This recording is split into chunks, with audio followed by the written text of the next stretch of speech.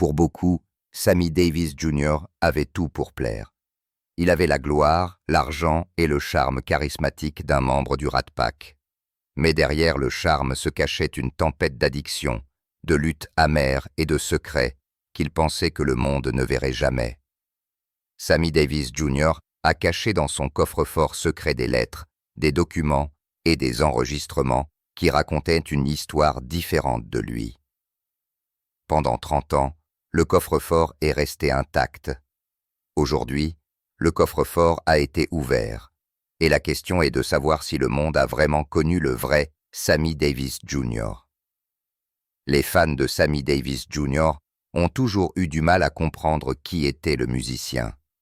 Ses fans l'ont décrit comme un vendu, et maintenant, les documents trouvés dans ce coffre-fort ont répondu à cette question. De nombreux Afro-Américains pensent qu'il était un opportuniste qui prospérait grâce aux problèmes auxquels les Afro-Américains étaient confrontés à l'époque. À cette époque, les Afro-Américains étaient confrontés à la discrimination et aux préjugés. Il y avait des endroits où ils ne pouvaient pas aller, des choses qu'ils ne pouvaient pas faire, et ils ne pouvaient même pas aimer qui ils voulaient. Ensuite, les Noirs étaient censés se marier entre eux. Un Afro-Américain épousant une personne blanche était considéré comme contraire à l'ordre naturel. Or, ce n'était pas une coutume ou une norme sociétale appliquée par des gens ordinaires. À cette époque, il existait des lois dans environ 31 États des États-Unis interdisant les mariages interraciaux.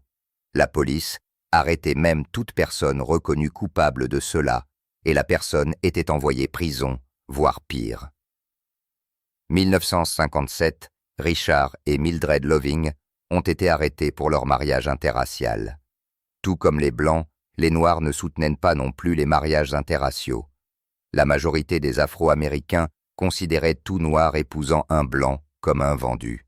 Sammy le savait. Cependant, Sammy Davis a décidé de renverser la situation. Lorsqu'il montait sur scène, les gens oubliaient généralement leurs préjugés et étaient tous émerveillés par les talents de Sammy. À Las Vegas, Sammy attirait des foules qui semblaient hypnotisées par chacune de ses notes. Et May Britt aussi. Elle était une beauté blonde aux yeux bleus, née sous le nom de Britt Wilkins à Stockholm 1934. May a déménagé aux États-Unis avec l'ambition de devenir une grande star. Et elle a également réalisé son ambition, décrochant des rôles dans des films comme Le bal des jeunes loups aux côtés de Marlon Brando et Dean Martin. Comme de nombreuses stars d'Hollywood, May a interagi avec des membres du Rat Pack qui avaient un cercle social si coloré qu'il connaissait presque tout le monde. Bien que pour Sammy, May n'était pas n'importe qui. Elle trouvait son charme magnétique et son style et son charisme l'enveloppaient. Mais surtout, May voyait Sammy comme un homme d'une énergie, d'une âme et d'un talent illimités. Sammy la trouvait également belle et voyait-elle une âme sœur. C'était une femme qui était également habituée à défier les probabilités, les attentes et les normes sociétales. Leur attirance mutuelle s'est transformée une relation amoureuse et ils étaient tous les deux danger, mais ils ont continué malgré tout. Davis avait déjà affronté la mort. Ce nouveau danger lui semblait donc bien faible, d'autant plus qu'il avait un plan. Il avait tiré les leçons de son expérience passée. Et laissez-nous vous parler rapidement. 1957, il est sorti avec une actrice blanche nommée Kim Novak, ce qui a provoqué une véritable tempête. Cette relation était considérée comme tellement scandaleuse que le président de Columbia Pictures, Harry Cohn, craignait que le contre-coup de cette relation ne détruise son studio. Novak travaillait pour Columbia dans le cadre de l'ancien système de studio et n'était pas prête à mettre fin à sa relation avec Sammy. Elle et Davis étaient trop amoureux et maudissaient toutes les conséquences. Peut-être n'aurait-il pas dû. Harry a donc pris les choses main. Il avait des liens avec des gangsters et a utilisé sa relation pour faire pression sur Sammy. Par pression, nous entendons menace. Ils l'ont kidnappé pendant plusieurs heures et l'ont averti de mettre fin à sa relation avec Kim. Pour bien faire passer leur message, les gangsters sont allés rencontrer le père de Sammy et lui ont dit que si Sammy ne mettait pas fin à sa relation avec Kim et n'épousait pas une Afro-américaine dans les 2 jours suivant l'avertissement, ils l'aveugleraient et lui casseraient les jambes. Cette menace était réelle, et Sammy savait que s'il ne voulait pas tout perdre, il devait mettre fin à la relation. Mais il était déchiré. Il aimait Kim, mais il ne voulait pas non plus tout perdre. À cause de la menace, Sammy a immédiatement quitté la Californie et s'est enfui à Chicago pour rencontrer le chef de la mafia de Chicago, Sam Giancana, afin d'obtenir une protection. Sam a dit à Sammy qu'il pouvait être sécurité à Chicago ou à Las Vegas, mais pas Californie. Sammy a donc continué à travailler dans ces 2 endroits, mais il ne se sentait toujours pas sécurité. 1958, Sammy a renoncé à sa relation avec Kim et a fait ce qu'on lui demandait. Il s'est souvenu qu'il était déjà sorti avec la danseuse afro-américaine Lori White, et il l'a rencontrée pour une proposition. Il lui paierait un montant maximum de $25 000 une seule fois si elle acceptait de l'épouser pour 1 an seulement. Laurier avait 23 ans, avait divorcé 2 fois auparavant et avait un bébé dont elle s'occupait. Elle avait besoin d'argent, alors elle a accepté l'offre de Sammy. Finalement, il avait une solution, mais il pleurait la perte de son amour avec Kim. La seule façon qu'il connaissait, boire. Cette habitude lui a causé des problèmes, mais nous y reviendrons plus tard. Le jour de son faux mariage avec Laurée, Sammy a failli se boire à mort. La nuit, il avait complètement perdu le contrôle de lui-même et a essayé d'étrangler Laurée à mort avant de reprendre ses esprits. Plus tard, son assistant, Arthur Silla Jr., l'a trouvé avec une arme sur la tempe, demandant « Pourquoi ne me laisse-t-il pas vivre ma vie ?» Le mariage a continué, aussi faux qu'il soit. Sammy et Lori n'ont pas vécu ensemble et il a entamé une procédure de divorce septembre 1958 qui a été finalisée avril 1959. Malgré ce genre de situation, pourquoi Sammy a-t-il insisté pour sortir avec May, une autre femme blanche de premier plan? Au moment où lui et May ont commencé leur relation, Sammy avait établi des relations qui le protégeraient lorsque les choses deviendraient incontrôlables. Et c'est ce qui s'est passé. Après tout le fiasco qui s'est produit avec sa relation avec Laurier, Sammy avait décidé qu'il allait être lui-même et vivre sa vie selon ses propres conditions. Ainsi, le 13 novembre 1960, lors d'une cérémonie discrète dans sa maison d'Hollywood, lui et May se sont mariés. Certaines chroniques mondaines ont écrit que le mariage était un coup de publicité, mais avec le temps, il est devenu clair que ce n'était pas le cas. Le public était furieux, mais le couple se fichait. Ils avaient le soutien de leurs amis comme Frank Sinatra, qui a toujours soutenu Sammy dans les situations tendues. Cependant, cette fois, il semblait que la situation allait être trop difficile à gérer. Frank a supplié Sammy d'être prudent, tandis que lui et d'autres membres du Rat Pack ont été poussés à mettre fin à leur association avec Sammy. Des menaces de mort ont afflué pour Sammy et il a engagé des gardes armés qui le protégeaient, lui et sa femme, 24 heures sur 24. La plupart des Afro-Américains ne soutenaient pas son mariage. Et ils étaient inquiets, car ils pouvaient être la cible d'attaques racistes pour quelque chose qu'ils n'avaient pas fait. Ils pensaient également que son mariage pourrait provoquer une réaction contre la lutte plus large pour les droits civiques. Sammy n'était pas d'accord avec eux. Il considérait son mariage comme une étape audacieuse vers la fin de la discrimination et du racisme, et c'était une étape positive pour la lutte pour les droits civiques. Certains Afro-Américains le voyaient aussi de cette façon, mais la majorité pensait que Sammy s'aliénait la communauté noire et qu'il accordait la priorité à son désir personnel plutôt qu'à la lutte collective. Sammy était habitué aux commentaires et au fait de ne pas être accepté. Il a donc continué sa vie comme si elle n'était pas chaotique et a même commencé à avoir des sorties publiques avec sa femme. Ils sortaient ensemble et vivaient comme un couple normal. Enfin, Aussi normal qu'il le pouvait, les menaces ne diminuaient toujours pas. Malgré cela, Sammy a même décidé de rejoindre le train de campagne de John F. Kennedy avec son ami proche Sinatra. Lorsque Kennedy a gagné, tout le monde pensait que lui et Frank se produiraient lors de l'investiture de Kennedy. Mais, coup de théâtre, Sammy a été écarté à cause du contre-coup de son mariage. Malheureusement, ce n'est pas la seule chose que Sammy a perdue. Le talent de Sammy l'a aidé à charmer le public de toutes les races, et il a reçu beaucoup de soutien de son public blanc. Mais après son mariage avec May, il a perdu ce soutien. Les salles ne voulaient plus rien avoir à faire avec lui parce qu'elles avaient peur de la réaction du public à son égard. La carrière de Sammy a stagné, mais il était heureux. Il a eu sa fille Tracy en 1961 et la vie lui semblait belle. Cependant, il devait joindre les deux bouts, ce qui signifiait qu'il devait beaucoup voyager. Cela a mis de la pression sur son mariage. May pouvait encore faire face à cela. Mais ce qu'elle ne pouvait pas supporter, c'étaient les mensonges. Sammy n'était pas un homme fidèle. Il buvait et couchait avec d'autres femmes. Lentement, leur mariage, qui était un symbole de l'amour qui triomphe de tout, a commencé à s'effondrer. 7 ans plus tard, il s'est terminé par un divorce.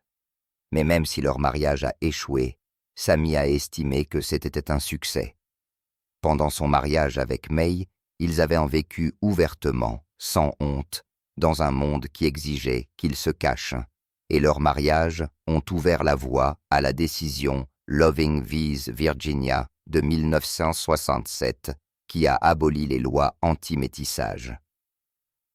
Selon les documents découverts, Sammy a célébré la victoire discrètement et a dit aux gens que son mariage avait contribué à cela. Ce ne serait pas la dernière fois que l'action de Sammy contribuerait à faire annuler des actions discriminatoires. Dans les années 1950, Sammy était l'un des artistes les plus vogues d'Amérique et était l'un des musiciens qui se produisaient de temps en temps à Las Vegas. Les gens adoraient sa musique et appréciaient son talent. Cependant, c'est là que le problème se posait. Ils aimaient son talent, mais pas lui. Ainsi, lorsque Sammy se produisait dans les clubs, les salles d'exposition et les casinos de Las Vegas, on lui demandait immédiatement de partir après sa prestation. Il n'était pas autorisé à dormir, à dîner ou à jouer aux côtés de leur public blanc. Sammy trouvait la loi bizarre, mais au début, il s'y est conformé. Après chaque représentation, il partait pour les pensions de famille de la partie ouest, où vivaient la plupart des Noirs. Sammy a continué à jouer selon les règles. Ses performances avaient un tel feu qu'elles retenaient l'attention du public. 1960, il a commencé à gagner 25 000 $ par semaine grâce à ses performances. Il est devenu indispensable. Si les salles voulaient en faire salle comble, elles l'appelaient. Sammy électrisait son public et lui donnait vie. Il avait un pouvoir sur eux. Et quand il a eu assez de pouvoir, il a commencé à l'utiliser. Il a commencé à rejeter les règles des clubs, des salles d'exposition et des casinos de Vegas. Il a dit au patron de casino « Je ne vais pas me produire là où mon peuple ne peut pas s'asseoir. » C'était audacieux, c'était osé, et c'était Sammy. Il les a frustrés. Et à mesure que sa renommée continuait de croître, sa position a pris plus de poids. Le Sound et d'autres salles ont commencé à autoriser les clients noirs à séjourner, à dîner et à jouer. C'était un grand changement dans une ville qui comptait sur le fait de plaire à son public blanc. Sa position a permis aux casinos, aux salles d'exposition et aux clubs de Vegas de voir l'hypocrisie d'empêcher le talent même qui remplissait leurs sièges. Ces actions ont eu un tel retentissement et un tel impact que la NAACP lui a décerné la médaille Spin. Même dehors de ce qu'il a fait à Vegas, Sammy était un grand partisan de la NAACP et il a constamment contribué et collecté de l'argent pour elle. Pourtant, malgré cela, il était toujours considéré comme un vendu. Et selon des documents maintenant publiés, Sammy a admis qu'il avait fait une erreur. Sami a fait des choses que beaucoup de gens ne comprenaient pas. D'autres artistes noirs évitaient de faire des imitations de célébrités blanches, mais ils se fichaient. Ils le faisaient quand même, et peu de Noirs appréciaient cela. Ils sentaient qu'il était différent et pensaient même qu'il parlait différemment. Sami a toujours insisté sur son héritage noir et les luttes communes qu'il avait avec les Noirs. Mais 1972, quelque chose s'est produit. Sami était un démocrate acharné. Il avait fait campagne pour JFK, mais 1971, il a entendu quelque chose qui l'a fait prendre une décision. Eh bien, vous verrez comment les gens ont réagi à cela. Il a appris que le président Nixon, du Parti républicain, créait une initiative de capitalisme noir qui promettait un soutien fédéral aux entreprises appartenant à des Noirs. Sami était intéressé par cette initiative et, parce qu'il connaissait les difficultés auxquelles une personne noire était confrontée pour bâtir une richesse, il a décidé de rencontrer secrètement le président Nixon du Parti républicain. Après la rencontre avec Nixon, Sami était certain que Nixon créerait des politiques pratiques qui aideraient à la croissance des Noirs d'Amérique. Sami, qui était un homme radical, considérait cette initiative comme radicale. Il pensait que cette politique repousserait les limites, tout comme il l'avait fait lorsqu'il avait épousé May et contribué à mettre fin à la ségrégation dans les casinos de Las Vegas. Sami voulait être à l'avant-garde d'une politique qui ouvrirait les portes du succès aux Afro-Américains, et il a promis à Nixon son soutien pour la campagne de réélection. C'était le genre de soutien dont Nixon avait besoin pour sa réélection. Son administration avait été chaotique avec la guerre ratée des États-Unis au Vietnam et d'autres scandales. Ce que Sami avait décidé de faire était un grand risque. Il est vrai que l'administration Nixon avait mis œuvre certaines politiques de déségrégation. Cependant, comme les documents l'ont révélé, Sami n'a pas regardé la situation dans son ensemble. Il n'a pas tenu compte de certaines autres actions de l'administration Nixon, et nous y reviendrons bientôt. Déjà, la communauté noire s'est sentie trahie que Sami soutienne un membre du Parti républicain, mais elle n'a pas encore réagi.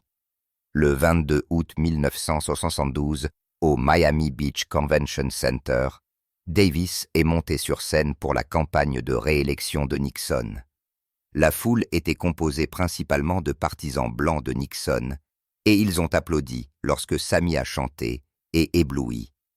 Puis, après que Nixon ait complimenté son numéro, Davis a fait la chose la plus surprenante à ce moment-là. Il a enlacé le président dans une étreinte maladroite et spontanée par derrière. Le moment capturé par les flashs des appareils photo a été diffusé dans tout le pays. Un artiste noir embrassant un président républicain. Cela a provoqué un tollé. La communauté noire n'était pas convaincue par Nixon. Il avait mis œuvre certaines politiques de déségrégation, mais il a également essayé d'influencer les électeurs qui pensaient encore qu'ils étaient supérieurs aux Noirs. De plus, son administration n'a pas fait beaucoup de progrès en matière de droits civiques et s'est opposée au transport scolaire par autobus, ce qui profiterait grandement aux Noirs. Ainsi, l'étreinte et le soutien de Sami sont survenus à une période où les tensions raciales étaient vives et, parallèlement, il y avait les scandales et la guerre du Vietnam que les États-Unis étaient train de perdre. Les archives de Sami montrent qu'il essayait juste de remercier Nixon d'avoir complimenté sa musique avec cette étreinte. « Je pensais juste que c'était une bonne chose à faire », a-t-il écrit. Eh bien, les gens ne l'ont pas vu de cette façon. Et Sami a créé une tempête, et cette tempête l'a jeté partout. Les Noirs ont vu Sami comme le vendu qui soutenait le système qui les opprimait. Ils l'ont traité de traître. Cela ne s'est pas arrêté là. Il a reçu du courrier haineux et des insultes qui l'ont stupéfié. Même les alliés des droits civiques se sont distanciés, considérant l'étreinte comme un acte qui sapait le mouvement. 1973, lorsque Sami a assisté à une convention d'Operation Push à Chicago, il a été hué et accusé de servir de maître. Pour Sami, qui avait marché avec MLK et collecté des milliers de dollars pour la NAACP, Le contre-coup a été un coup de poing dans l'estomac. Il pensait qu'il serait considéré comme un héros, mais il était considéré comme un méchant. Samy était blessé et il avait l'impression que son monde s'effondrait. C'était un homme qui s'épanouissait grâce à l'amour et aux applaudissements du public. Toute sa vie, il a eu l'impression de ne pas appartenir à un endroit, mais la scène l'accueillait toujours.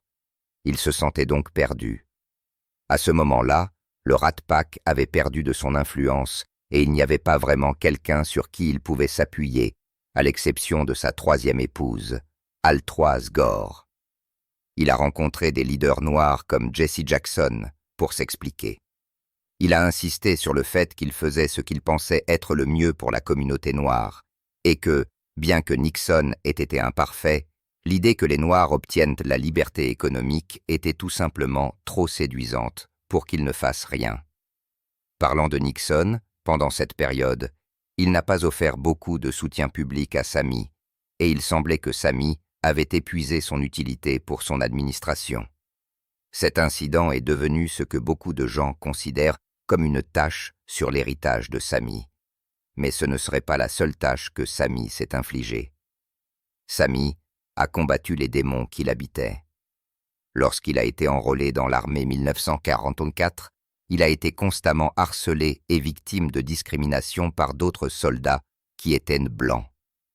Tous les 2 jours, Samy se faisait tabasser.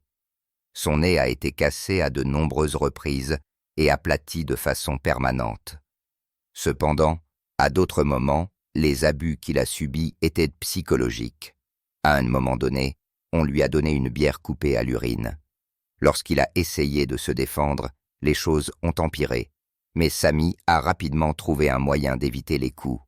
Il a commencé à se produire, et ses performances étaient si émouvantes que ceux qui l'avaient harcelé ont trouvé d'autres passe-temps. La vie n'est pas devenue automatiquement plus facile pour Samy lorsqu'il a quitté l'armée. 1964, il a eu un accident de voiture qui lui a coûté son œil gauche. Cela a ajouté des cicatrices physiques et émotionnelles à celles qui étaient déjà là, et Samy voulait se sentir mieux, et il s'est senti mieux. Cependant, la chose même qui le faisait se sentir mieux l'a détruit. Samy s'est tourné vers l'alcool et à mesure que sa renommée grandissait, sa dépendance à l'alcool s'est accrue. Après chaque spectacle, Samy était épuisé et se tournait vers les boissons. Lui et le Rat Pack appréciaient leurs moments de détente avec l'alcool, mais c'était plus que de simples moments de détente pour Samy. C'était une évasion. Il a commencé à boire au petit déjeuner. Et grâce aux nombreux amis qu'il avait, il a été initié à quelque chose de plus puissant que l'alcool, la cocaïne. Samy a consommé beaucoup et, malgré la tension que cela a causé à sa relation, il ne s'est pas arrêté. Puis son corps a commencé à défaillir à cause des excès auxquels il s'était livré. Et 1989, il a reçu la pire nouvelle de sa vie. Il avait un cancer de la gorge. Et c'est ce cancer qui allait finalement mettre fin à sa vie 1990.